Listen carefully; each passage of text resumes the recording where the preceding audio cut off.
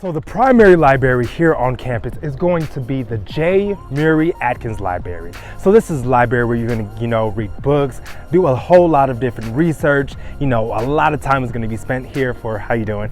A lot of time is going to be spent here for studying, finals, all of that good stuff right here at the Atkins Library. What we do here is go back. Loud.